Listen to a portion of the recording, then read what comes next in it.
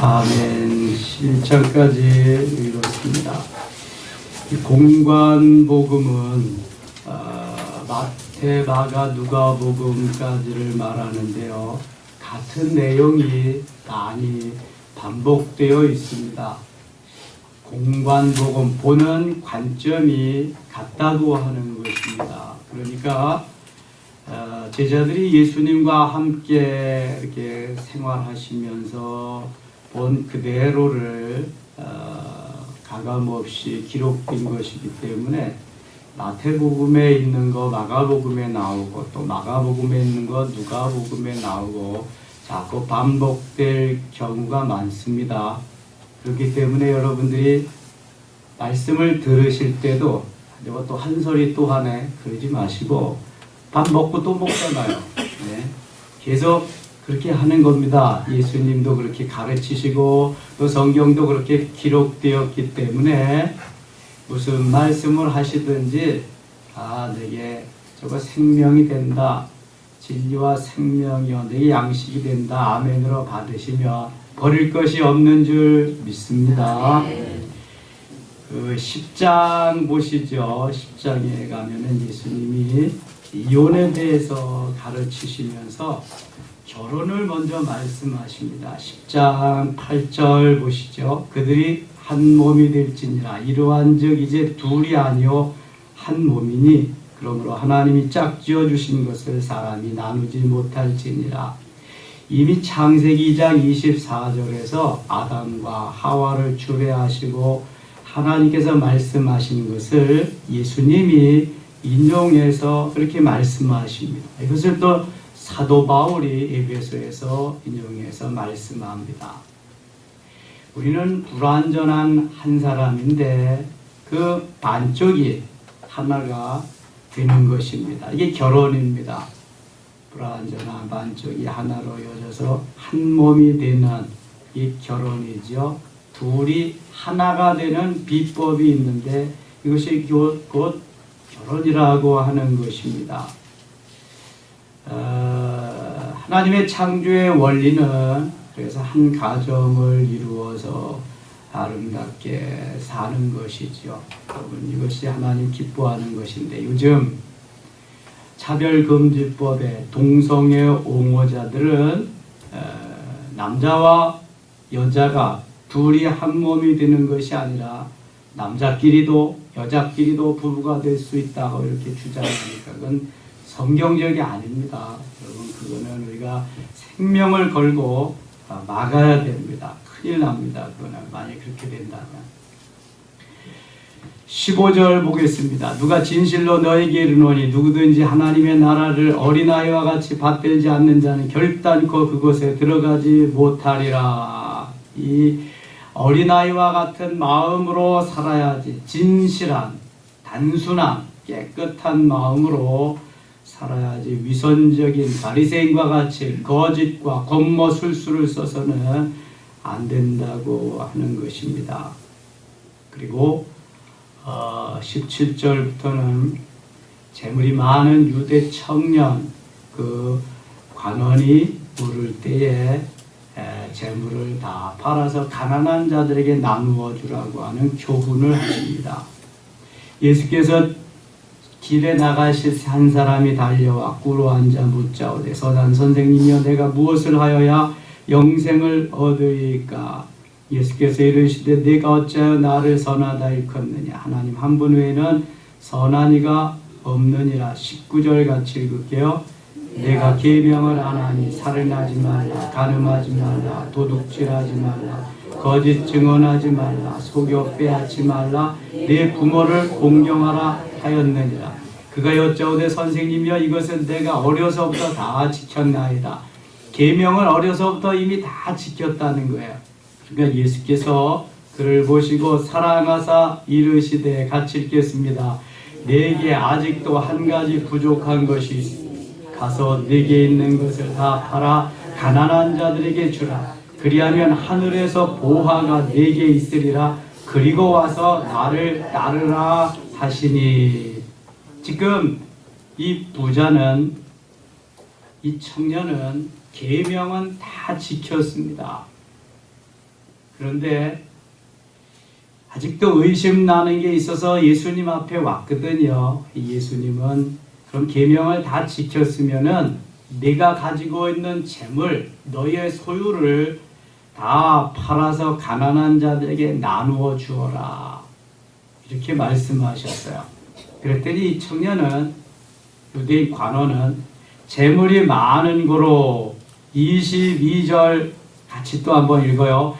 그 사람은 재물이 많은 고로 이 말씀으로 인하여 슬픈 기색을 띠고 근심하여 가니라. 누가복음 18장에는 심히 근심하여 가니라, 이렇게 말씀했다 그래요. 예수님 말씀은 이것도 지켜야 되고 저것도 지켜야 되고 모두를 다 순종하며 믿음으로 지키며 살아야 됩니다. 그런데 이것은 내 마음에 맞으니까 지키고 이것은 마음에 안 드니까 지키지 않고 그러면은 그것은 하나님의 말씀을 온전히 지키면서 사는 것이 아니지요. 예수님이 너 계명을 다 지킨 건 잘한 것이다. 그런데 한 가지 부족한 게 있다. 내게 2% 부족한 게 있는데 너 부자지, 재물 많지, 너 혼자만 잘 먹고 잘 쓰지 말고 이웃과 함께 나누어서 더불어서 좀 써라. 또 계명이 뭐냐? 하나님 사랑하는 거, 그 다음에 이웃 사랑하는 거. 가장 큰 계명 2개 아니냐?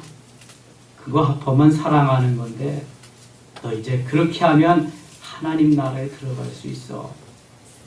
그랬더니 이 청년이 부자인 거로, 재물이 많은 거로 슬픈 기색을 뜨고 근심하여 가니라.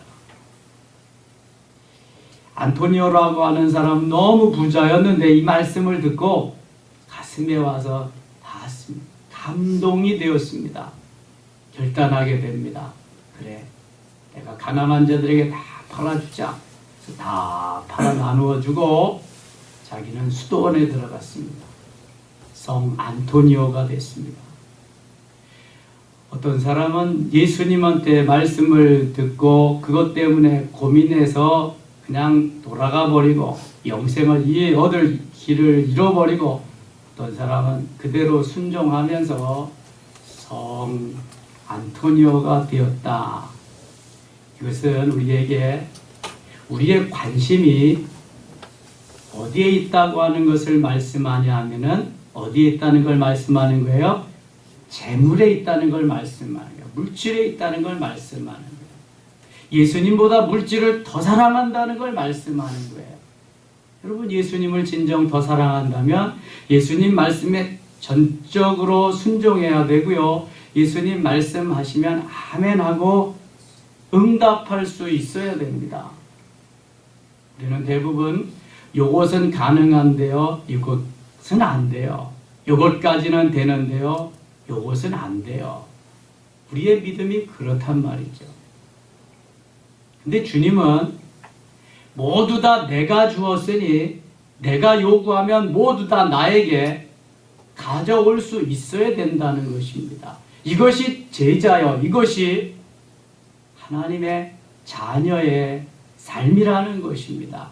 그것을 우리에게 가르쳐주고 있습니다. 진정 이렇게 사는 삶은 얼마나 될까요? 손양원 목사님과 같이 그렇게 사는 삶은 얼마나 될까요? 정말 찾기 어렵겠지요. 이게 우리의 고민입니다. 이제 모든 것을 하나님이 주신 것을 인정해야 되고요. 모든 것이 하나님의 것임을 인정해야 됩니다. 그렇다면 하나님이 말씀하실 때 아멘하고 순종할 수 있는 믿음이 되도록 기도하고 여기까지 성장하고 성숙하도록 우리가 애쓰고 힘쓰고 달려가야 됩니다. 그래야 진정한 그리스도인이 될 수 있습니다. 주님이요, 무슨 횡포자가 아닙니다. 도둑이 아닙니다. 그러면서 하시는 말씀이 있어요. 23절 예수께서 둘러보시고 제자들에게 이르시되 재물이 있는 자는 하나님의 나라에 들어가기가 심히 어렵도다. 만몬, 재물의 신이 만몬입니다. 물질이 너무 귀하기 때문에 거기에 온 관심이 있어서 하나님보다 더 사랑하기 때문에 하늘나라에 들어가기가 어렵다는 거예요. 하나님보다 더 사랑하는 게 뭐예요? 뭐예요? 우상입니다. 하나님보다 더 사랑하는 게 우상입니다. 우상에게 가서 절하고 복을 달라고 빌어야 우상을 섬기는 것이 아니라 하나님보다 더 사랑하는 것이 있으면 우상을 섬기는 거란 말이죠. 그것이 자식이든 물질이든 명예든 권력이든 상관없어요. 하나님보다 더 사랑하는 것이 없어야 된다는 것이 주님의 가르침입니다. 그러면서 뭐라고 그러시나 보세요. 제자들이 그 말씀에 놀라는지라 예수께서 다시 대답하여 이르시되 얘들아 하나님의 나라에 들어가기가 얼마나 어려운지 낙타라가 바늘기로 나가는 것이 부자가 하나님의 나라에 들어가는 것보다 쉬우니라 하시니 부자는 정말 힘들다는 거예요. 부자가 그 재물에서 손을 떼기가 재물보다 하나님을 더 사랑하기가 어렵다는 거예요. 그러니까 부자는 더 부자 되려고 어려운 사람들 거 다 취해가는 겁니다. 그렇게 대기업이 문어발로 해가지고 중소기업 다 그냥 먹어버리는 거죠. 더 부자 돼야 되니까. 그러니까 부자가 하늘나라에 들어가기가 심히 어렵다고 말씀하는 거죠. 적당히 있어야 돼. 부자가 돼도 록펠러나 카네기나 완너메이커 같은 부자가 돼야죠. 빌 게이츠는. 자기만 잘 먹고 잘 지내는 부자는 부자 아닙니다. 26절 제자들이 매우 놀라 서로 말하되 그런즉 누가 구원을 얻을 수 있는가 하니 27절 같이 읽겠습니다. 예수께서 그들을 보시며 이르시되 사람으로는 할 수 없으되 하나님으로는 그렇지 아니하니 하나님으로서는 하실 수 있느니라. 아멘. 사람은 절대로 불가능하다는 거예요. 그런데 하나님은 하실 수 있다는 거예요. 만일 이 청년을 하나님께서 딱 꼬꾸라뜨리고 숨만 헐떡이게 하시면서 다시 한번 말씀하시면 할까 안 할까요? 그때 재물이 무슨 소용이 있겠어요? 아무 소용 없습니다. 내가 죽어가는데요. 산더미 같은 재물이 있으면 무슨 소용이 있겠냐고요. 하나님은 다 하실 수 있어요. 너 맞고 할래? 그냥 할래? 맞고 할래? 그냥 할래? 너 드리고 할래? 그냥 할래? 하나님은 수없이 우리에게 테스트하시고 말씀하십니다. 미련 밤둥이 같은 우리가 깨닫지 못해서 그렇지요. 여러분 맞기 전에 하세요. 그게 정말 하나님 기뻐하시는 길입니다. 사람으로는 할 수 없을 때 하나님은 하실 수 있느니라. 하나님으로는 하실 수 있습니다. 깨닫게 하는 게 은혜지요. 재물이 생명을 구원하지 못합니다. 우리가 재물 나누어주고 주님 얼마나 기뻐하시는데 거기 하늘나라까지 티켓으로 받을 수 있다면 더더욱 영광이죠. 그러면서 더 귀한 말씀을 주시는데요. 29절 30절 말씀 29절부터 31절까지 같이 읽을게요. 예수께서 이르시되 내가 진실로 너희에게 이르노니 나와 복음을 위하여 집이나 형제나 자매나 어머니나 아버지나 자식이나 전토를 벌인 자는 현세에 있어 집과 형제와 자매와 어머니와 자식과 전토를 100배나 받되 박해를 겸하여 받고 내세 영생을 받지 못할 자가 없느니라. 그러나 먼저 된 자로서 나중되고 나중된 자로서 먼저 될 자가 많으니라. 아멘.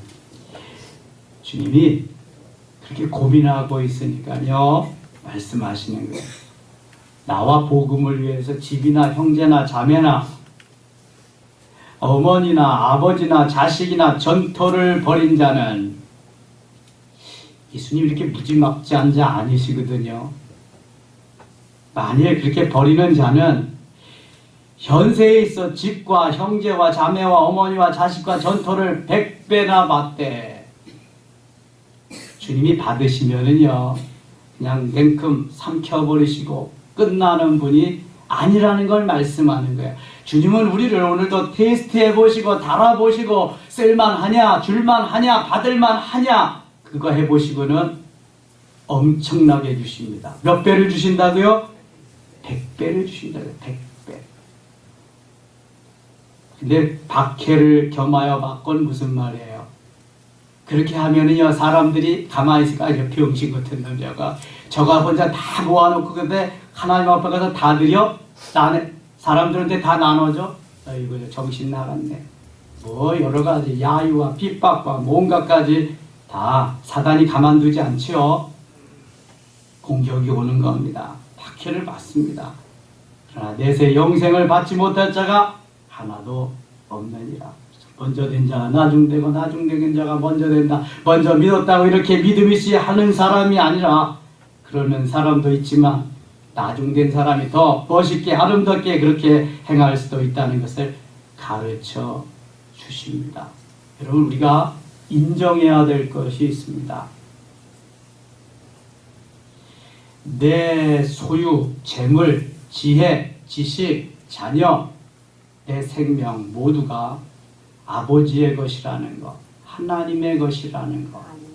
이거 머리에서부터 발끝까지 내 마음 속속들이 다 인정해 놓고 그렇게 해야죠. 내 것이라고 해놓고 하니까 안 되는 거예요. 이게 내 것이라고. 내가 어떻게 해놓은 건데, 내가 피땀 흘려서 모아놓은 건데 절대로 안 된다.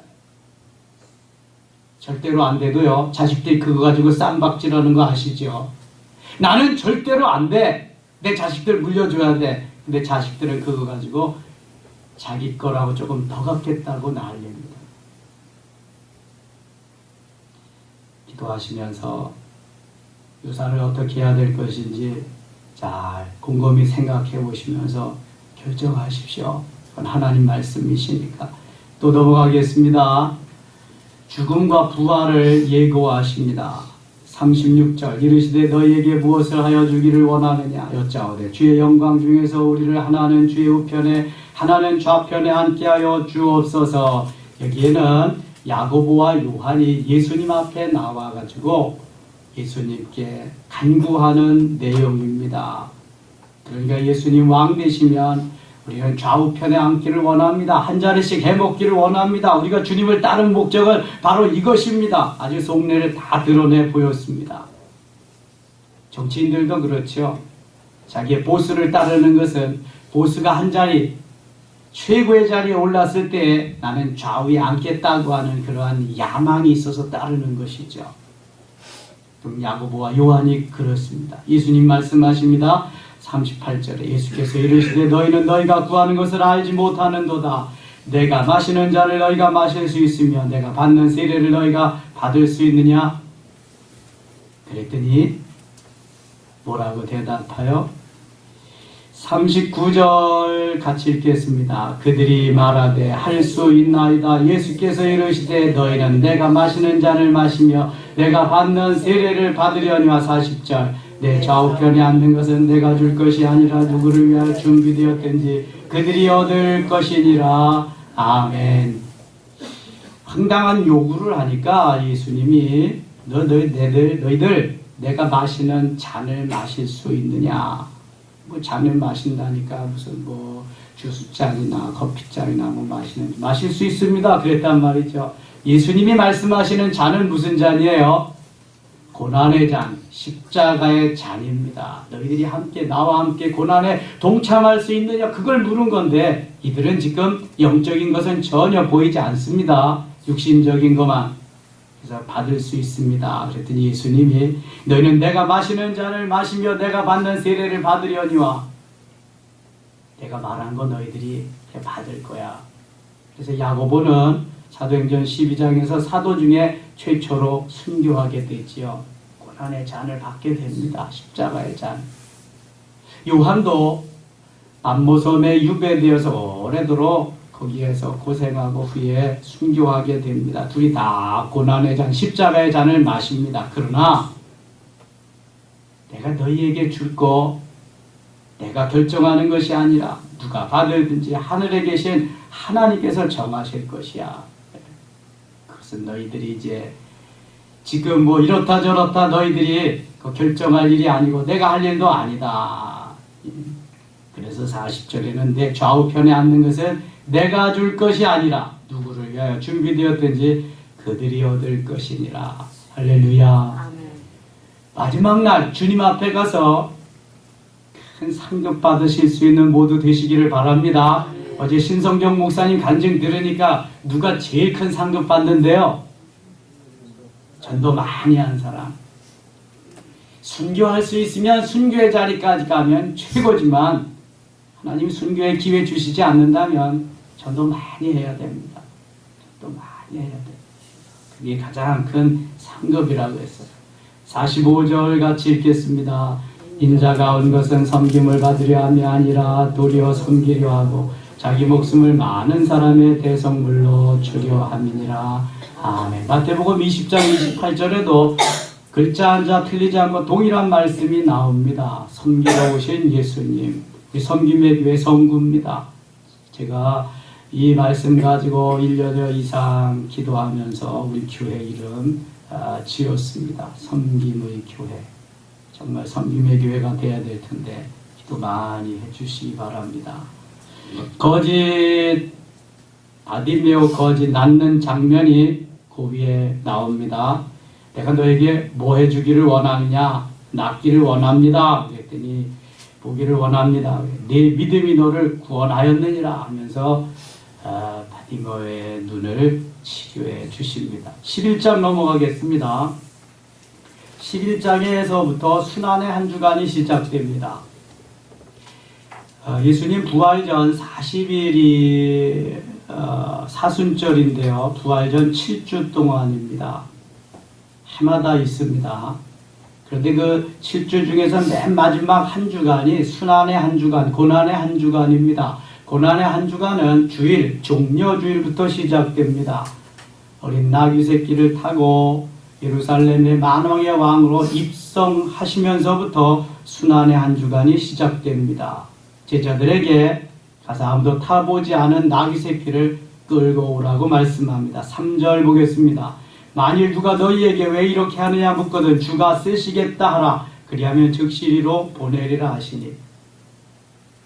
예수님이 만왕의 왕이시고 주인이신 것을 여실히 보여주는 장면인데요. 한 집에 가서 아무도 타보지 않은 나귀 새끼를 끌어와라. 풀어 끌고 와라. 만일 누가 너희들한테 왜 가지고 가느냐? 왜 끌고 가느냐? 그러면 주가 쓰시겠다 하라. 주가. 주라는 말 영어로 로드고요. 헬라어로 퀴리어스라는 말입니다. 의미는 대왕이시여, 주인이시여 그런 의미입니다. 우리가 주여 하는 말은 대왕이시여, 주인이시여 그렇게 부르는 겁니다. 주가 쓰시겠다 하라 그러면 주인 되는 분이 이거 가지고 오라 그래서 가지고 갑니다. 그렇게 대답하라는 거예요. 예수님 만왕의 왕이시며 만주의 주이심을 믿습니다. 주인이셔요. 주인. 그러니까 아무 말도 할 수 없는 거예요. 주님이, 주인이, 왕이 쓰시겠다고 하니까. 6절 보세요. 제자들이 예수께서 이르신 대로 말한데 이에 허락하는지라. 예수님 말씀하신 대로 하니까 순순히 내주는 거죠. 나귀 새끼를 예수께로 끌고 와서 자기들의 겉옷을 그 위에 얹어 놓으며 예수께서 타시니 많은 사람들은 자기들의 겉옷을 또 다른 이들은 들어서 뺀 나뭇가지를 길에 펴며 앞에서 가고 뒤에서 따르는 자들이 소리지르되 호산나 찬송하리로다. 주의 이름으로 오시는 이여 찬송하리로다. 오늘 우리 조상 다윗의 나라여 가장 높은 곳에서 호산나 하더라 하면서 만왕의 왕으로 입성하신 예수님 주일날 순환주간 첫째 날 주일날 사건이고요. 월요일날 주일날 저녁에 베다니에 가서 쉬시고 월요일날 예루살렘 성전을 향해서 오십니다. 오시다가 잎이 무성한 무화과 나무에 열매가 없어서 무화과 나무를 저주하시고요. 예루살렘 성에 오르십니다. 하셨더니 거기에 시장이 펼쳐졌습니다. 15절 말씀 같이 읽겠습니다. 그들이 예루살렘에 들어가니라. 예수께서 성전에 들어가사 성전 안에서 매매하는 자들을 내쫓으시며 돈 바꾸는 자들의 상과 비둘기 파는 자들의 의자를 둘러 엎으시며. 성전은 하나님 앞에 예배하고 기도하며 하나님을 찬양하는 곳인데 지금 성전이 시장으로 바뀌어버리고 말았습니다. 물건 매매하고 그 다음에 가축들 팔고 돈 바꾸는 시장바닥이 되고 말았습니다. 16절 아무나 물건을 가지고 성전 안으로 지나가다님을 허락하지 아니하시고 17절 같이 읽을게요. 이에 가르쳐 이르시되 기록된 바 내 집은 만민이 기도하는 집이라 칭함을 받으리라고 하지 아니하였느냐. 너희는 강도의 소굴을 만들었도다. 아멘. 여기가 기도하는 집인데, 여기가 예배하는 집인데, 하나님을 찬양하는 곳인데 너희들이 강도의 소굴을 만들었다. 이사야 선지가 이사야 56장 7절에서 내 집은 만민의 기도하는 집이라고 말씀합니다. 예수님 그 말씀 인용하면서 내 집은 만민의 기도하는 집이다. 하나님께 예배하는 집이다. 그런데 너희들은 이곳을 시장바닥으로 만들었다. 예수님이 말씀하신 궁극적인 목적은 성전을 청결하게 깨끗하게 해야 된다는 것인데요. 우리에게 신령 성전이 있습니다. 신령한 집이 있습니다. 이 신령한 집 안에도 세상 것들이 차지하고 예수님이 계실 곳이 없어질 때가 있습니다. 세상의 명예와 권력으로 재물로 여러 가지 탐욕과 그러한 마음으로 더럽혀져 있고 모두가 다 가득 찬 것들로 채워져 있습니다. 성전이 시장바닥과 같이 예배드릴 수 없을 정도로 그렇게 다 망가져버리고 말았어요. 우리의 심령 성전도요. 히브리서 9장 9절은 이 장막은 현재까지의 비유는 이렇게 말씀합니다. 보이는 성전, 예루살렘 성전, 스룹바벨 성전, 헤롯 성전은 우리의 심령 성전을 비유로 해서 말씀하신 거예요. 너희가 심령 성전을 좀 만들어라, 건축해라, 간직해라, 그리고 깨끗이 정결케 해라. 내가 너희 속에 들어가서 너희와 함께 먹고 마시면서 너희와 함께 영원히 살리라. 그런데 이 속에 심령 성전에 삼위일체 하나님이 계시는 것이 아니라 세상의 모든 것들로 가득 차 있다면 이거는 다 내쫓아야 되고요. 깨끗이 청결케 해야 된다는 것입니다. 이것이 순환의 한 주간 월요일 날 되어진 일들입니다. 여러분 오늘 우리의 심령을 깨끗이 하며 12월 한 달 동안 아름답게 단장하시고 새해를 맞으실 수 있기를 축원합니다. 월삭 때 하나님 앞에 예물 드린 손길들이 있습니다. 기도하겠습니다. 하나님 아버지 고맙습니다. 오늘 12월을 출발하면서 하나님 앞에 귀한 예물 드립니다. 받으시옵소서. 내 것이 아닙니다. 아버지께서 주신 것 중에서 작은 일부를 다시금 드립니다. 12월 한 달 동안 물질에 노예되지 말고 물질을 노예로 삼으며 하나님 뜻대로 하나님의 영광을 위해 쓰여지기를 원합니다. 영육간의 강건함 주시옵소서. 승리케 하시옵소서. 심령성전 잘 단장하고 하나님 기뻐하는 삶으로 사라지게 하여 주시옵소서. 이제는 우리 주 예수 그리스도의 은혜와 아버지 하나님의 크신 사랑과 성령이 인도하시고 역사하시고 충만하신 은혜가 노인 중에와 온 교회 위에 저들의 가정과 일터 위에 나라와 이민족 위에 이제로 영원토록 함께 계실지어다. 아멘.